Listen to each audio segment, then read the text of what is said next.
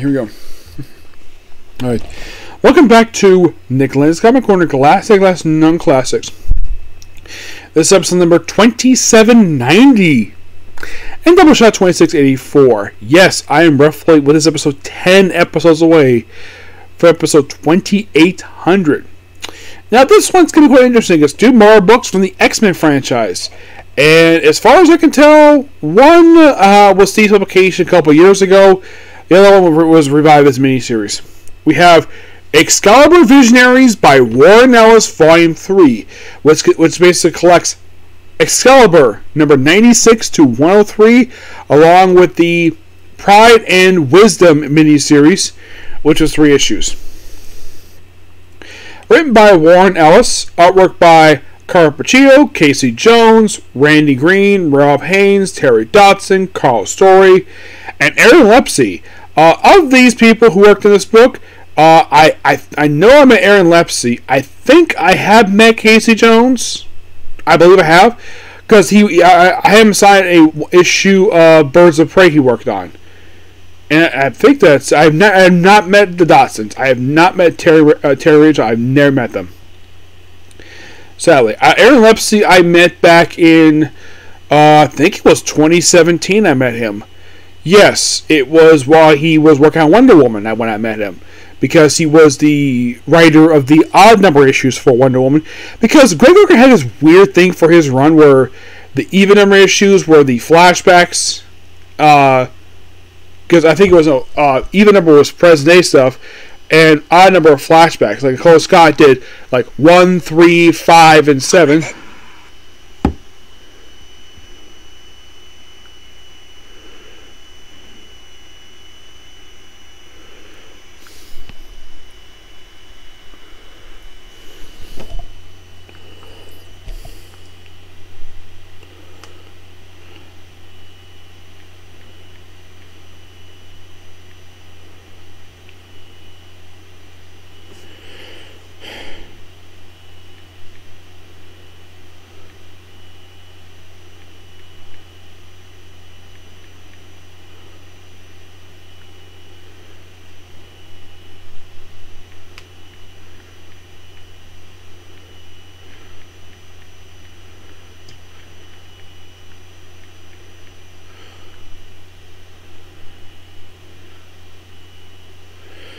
Okay, so, yeah, so the first issue is like, oh, the new Hellfire Club.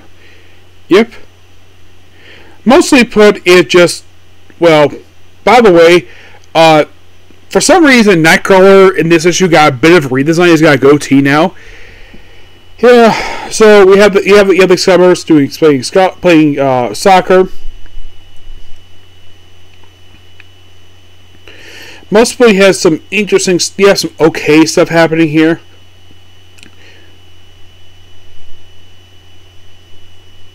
Yeah, it's mostly like a redesign of the Hellfire Club. That's most what it is. And then we have issue 87, all focused on Nightcrawler. Excuse me, yes, Doug Locke is in the issue. Yeah, Doug Locke gets injured in the issue.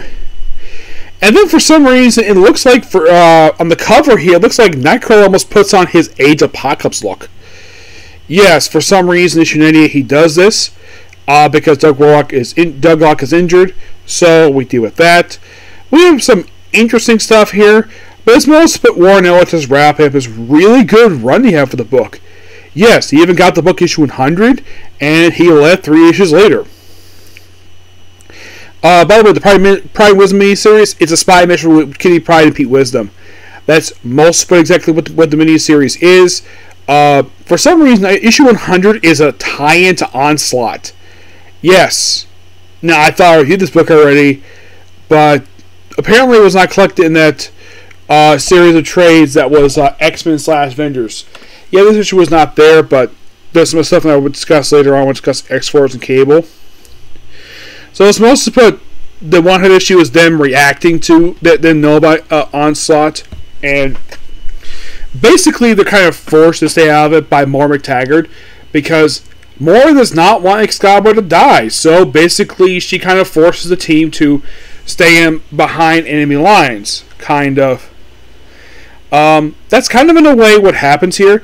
Of course, we have Captain Britain in his costume again. First time in a while. Yeah. And that's one thing I've heard that Warren Ellis was praised for this run, was bringing Brian back to being Captain Britain. Which, yeah, I do agree with that. And there's some other stuff here with the subtitle Onslaught, and the last few issues is basically kind of the aftermath of the Onslaught story. It's mostly put to everybody reacting to what happened in the news. It's basically a reaction issue. Yes, and that's kind of the last few issues is basically ever reacting to the ending of Onslaught. Excuse me, yes. Then you have Kitty probably get a new costume, and that leads into our miniseries.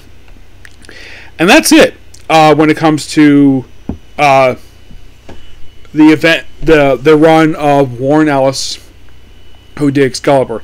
I definitely think this book definitely fit him more than him doing Thor or Doctor Strange. His run for Thor was so bizarre. Like, he gets cut out from Asgard and basically only wears pants and his boots and carries, like, his hammer. It's a weird run. It's only a few issues, but my God, was it bizarre. And indirectly, this run kind of killed the book. For Doctor Strange, it was kind of the same thing. But Excalibur, no, because it's a British book, and, well, him introducing Pete Wizard was a good idea, who's a character who's still surprisingly still around this very day. And plus, I love he still, in fact, uses the other characters. I think the weirdest thing related to this run is him including Colossus as part of the roster. Yes. Not sure why they decided to have Colossus as part of the book. Yeah. He was probably the Acolytes part of this, because so happened in 20 and Chris Claremont's his very brief start to X-Men Volume 3, Volume 2, which is a really good start. I love X-Men Volume 2. Like, the 90s book is so awesome. But this run was actually, I do agree with the praise. It is a really good run. And then the book ends with Ben Rabb. Yes, and by the way, next time we'll discuss basically this run, it will be the two epic collections will conclude Excalibur Volume 1, and then you'll be on to Excalibur Volume 3. You think, what about Volume 2? That's collecting the epic collection too. And after Volume 3, then you have New Excalibur, and that's it for Excalibur. But I'm going to give Excalibur Visionaries by Warren Ellis Volume 3 a 9 out of 10. Next up we have Alpha Flight issues 86 to 105. This kind of way goes through Fabian DeCisa's run, like his whole run, his very brief run of the book, and kind of starts off Scott Lobdell's run.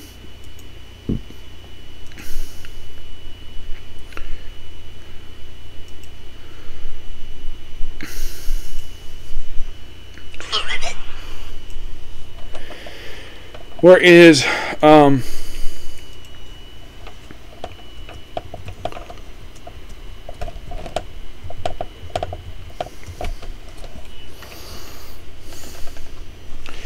yeah, at the start of this run, basically in a way they kind of disband Gamma Flight, the new version of the group.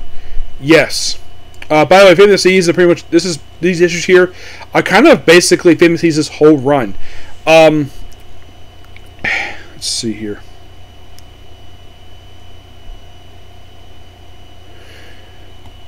Okay, I have to do it here. Yeah, so in these issues for Alpha Flight, we have some interesting stuff happen.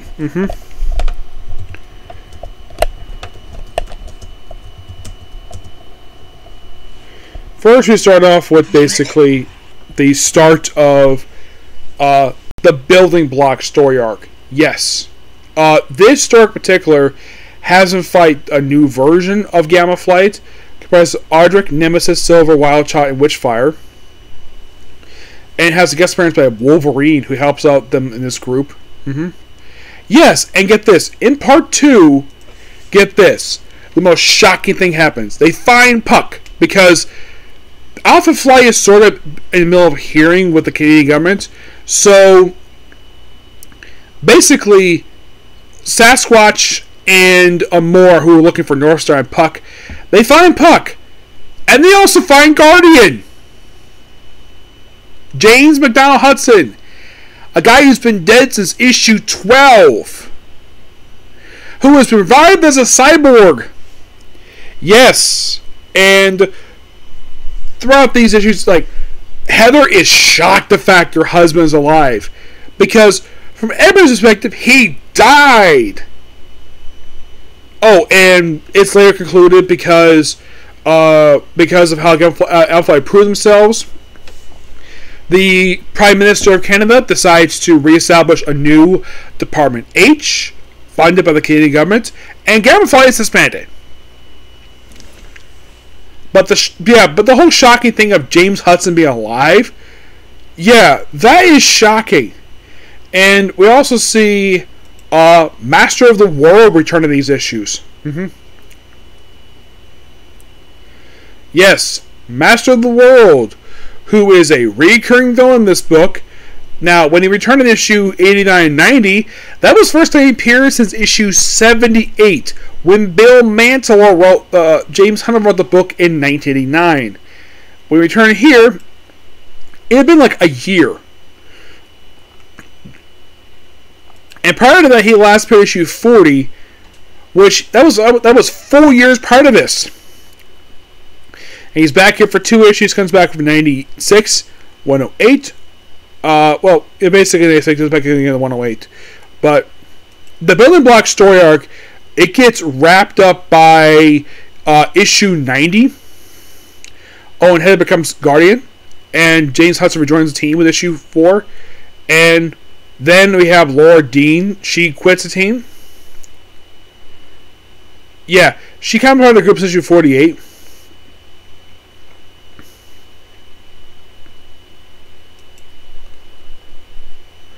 Yeah, she since that issue she's been part of the group mostly on a regular basis. And after 98, she returns to issue 104, but then she's absent for a bit, and then she comes back for the rest of the book. But I'll get to more about the end of the book another time. Yes, so mostly put for the next couple issues, we have Alpha Flight versus Doctor Doom. Yep, Doctor Doom. For actually that one issue, and then we fight General Clarkey, who's become like a villain.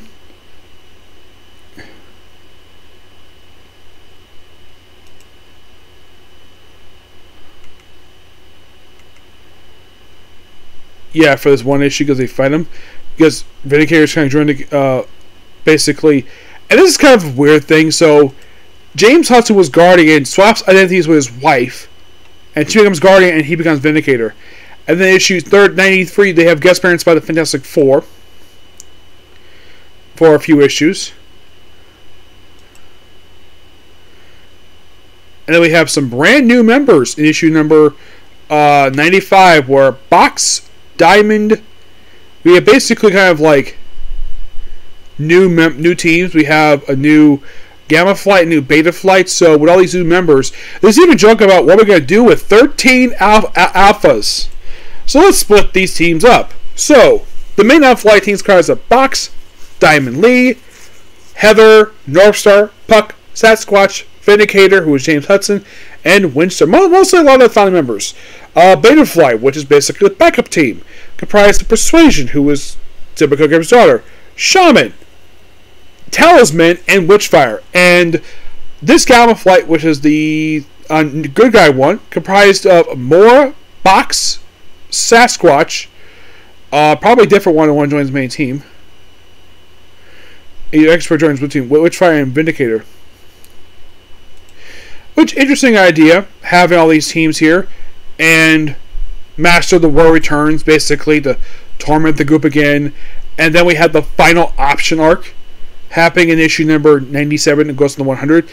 It's kind of, in a way, Alpha Flight versus frickin' Galactus. Also with a group called the Consortium. Yes, there's an alien organization who appears in surprisingly these few issues here. But after these issues here, they basically are done. Yep. So we deal with them. And then for the last few issues of this, talk about here for this book.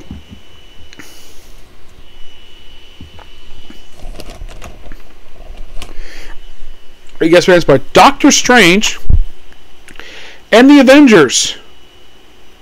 With her. Yes, her. You know, the character created by Stan Lee and Jack Kirby. Well, she's actually created by Lee Wein, David Croft, and her team. Basically, it is, well, currently she was Aisha, now she was Cosmet. Yeah, she appears here for a few issues. From issues 101 to, like, basically, like, I mean, she appears starting with issue 97. After 101, she's done with the book. Yep. And 101 is also sadly put, basically, Famous Season's last issue he does. But I'll get my thoughts on the book around in a minute. Then we have, basically, a new Weapon Omega, who kind of looks like a rip-off of Spider-Man, who's actually just wild, so becomes Weapon Omega. And he joins the group for a few issues. And also, Scott Lobdell takes over the writing duties of the book. And here's something quite sad. He is the penultimate writer of this run. Yep. The writer of 6 seasons will be the final writer of the book. He would be on the book for a very short period of time. Only for about 6 issues left. And U.S. Agent gets on the book. We have Fighting Diablo in issue 103. In 104, of course, well, Box leaves Alpha Flight, and Diamond Lee. Aurora rejoins Core Alpha Flight, like the Core team deal with Headlock. And then 105 is a Christmas issue that basically the main villain of this book is Pink Peril. Yes, a character from very early on in the series who they decide to bring back for reasons. Yeah, this is the first time she's been in the book since issue number 22. Well, that was booked by the original writer, but John Byrne. Yeah, her last appearance was in 1985. This issue came out in 1991, roughly 6 years later. And this, sadly put, will be her, I think, her last time she appeared in this book. Yeah, last time. Because after this, she's never seen again until she pops up in Secret Avengers. Yeah, and there's a reason I'm stopping 105, because 106 is basically the issue where Northstar outs himself as gay. Which I had discussed this issue already in the Astonishing X-Men trade. Yep. But yeah, thoroughly enjoyed these issues. How I feel with his season's run. He had a very interesting run. It basically was very brief per se. Yeah, it was only about 16 issues. It was very, very brief. And Lobdell is even shorter. And then we have the final writer being the writer who wrote Transformers. Yes, we'll get to that. But not a bad run per se. No, not at all.